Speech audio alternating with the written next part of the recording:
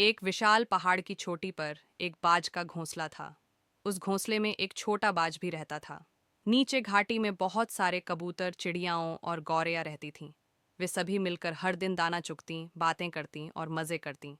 छोटा बाज भी उन्हें देखता और सोचता, काश मैं भी इनके साथ रहता तो मुझे भी इतना आराम और मज़ा मिलता।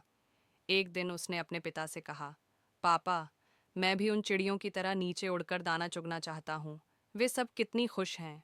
ये सुनकर बाज के पिता मुस्कुराए और बोले, बेटा, तू बाज है। तेरा जन्म आसमान फाड़ने के लिए हुआ है, जमीन पर दाना चुगने के लिए नहीं। जो ऊंचाइयां तेरे लिए बनी हैं, वहां वे कभी नहीं पहुंच सकती। लेकिन छोटा बाज नहीं माना। वह नीचे गया और चिड़ियों के झुंड में शामिल हो गया। कुछ दिन तक उसे मजा आया, पर धीरे धीरे उसने महसूस किया कि अब उसकी उड़ान पहले जैसी नहीं रही। वह भारी और थका थका महसूस करने लगा। एक दिन जब तूफान आया तो सारी चिड़ियां डरकर झाड़ियों में छिप गईं। लेकिन बाज का दिल कह रहा था, मुझे इससे डरना नहीं चाहिए, मुझे तो आसमान में उड़ना चाहिए।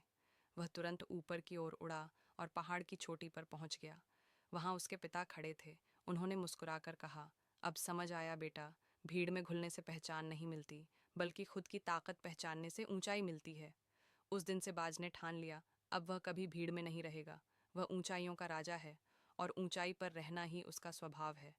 सीख, जो लोग अपनी असली पहचान भूलकर दूसरों की तरह बनना चाहते हैं, वे अपनी ताकत खो देते हैं। एटीट्यूड का मतलब घमंड नहीं, बल्कि यह जानना है कि मैं कौन हूँ और मेरा मुकाम कहाँ है। इसलिए हमेशा अपने अंदर के बाज को जगाओ और आसमान छूने की सोच रखो।